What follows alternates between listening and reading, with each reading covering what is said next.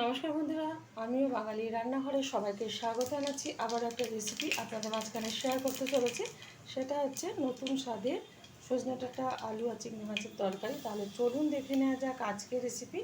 ওভেনে একটা কড়াই বসিয়ে তাতে দিয়ে দিয়েছি কিছুটা তেলটা গরম হয়ে যাওয়ার পর দিয়ে দিলাম একটু কালো জিরে ফোড়ন, তারপরে দিয়ে দিলাম হাফ চামচ মতো হলুদ গুঁড়ো। আর এদিকে কিন্তু চিংড়ি মাছগুলো ভালো করে দিয়ে পরিষ্কার করে রেখে নিয়েছি।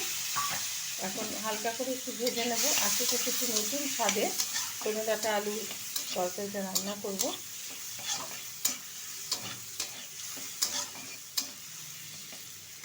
চিংড়ি মাছটা কিন্তু বেশি ভাজতে যাবেন না বন্ধুরা, তাহলে কিন্তু রবারের মতো শক্ত হয়ে যাবে। হালকাভাবে ভেজে নিতে হবে, তাহলে কিন্তু চিংড়ি মাছটা সফট থাকবে।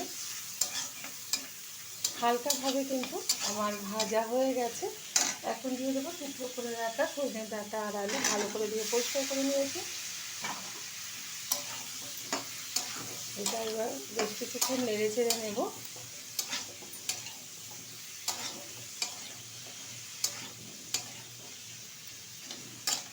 দিয়ে দিচ্ছি হাফ চামচ জিরের গুঁড়ো, হাফ চামচ লঙ্কার গুঁড়ো, দিয়ে দেবো পরিমাণ মতো লবণ।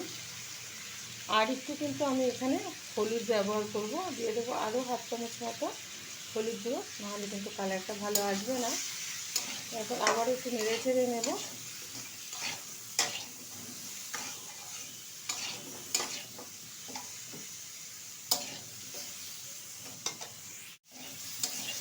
এখন দিয়ে দেবো এর মধ্যে কিছুটা আদা বাটা,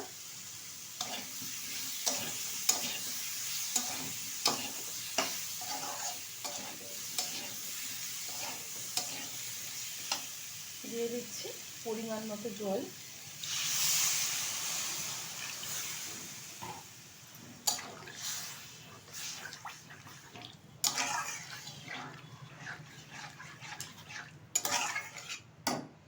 এখন দিয়ে দেবো এখানে মেন উপকরণ, সেটা হচ্ছে এখানে কাজু কিশমিশ আর কচি নারকেল আমি পেস্ট করে নিয়েছি, এটা দিয়ে দিলাম। আমার এই রেসিপি যদি আপনাদের ভালো লেগে থাকে আপনারা অবশ্যই আমার চ্যানেলটিকে সাবস্ক্রাইব করবেন, লাইক করবেন, শেয়ার করবেন। আর এরকমভাবে একবার সজনে ডাঁটা আলু দিয়ে রান্না করে খেয়ে দেবেন, আশা করি ভীষণ ভালো লাগবে। দিয়ে দিচ্ছি সামান্য পরিমাণে একটু চিনি, যেহেতু ডাঁটা আছে পাঞ্চে ভাব থাকে, সেই কারণে চিনিটা ব্যবহার করলাম। যাদের অপছন্দ তারা দেবেন না। ঢেকে দিচ্ছি 10 মিনিটের জন্য। ঢাকনাটা তুলে দিচ্ছি।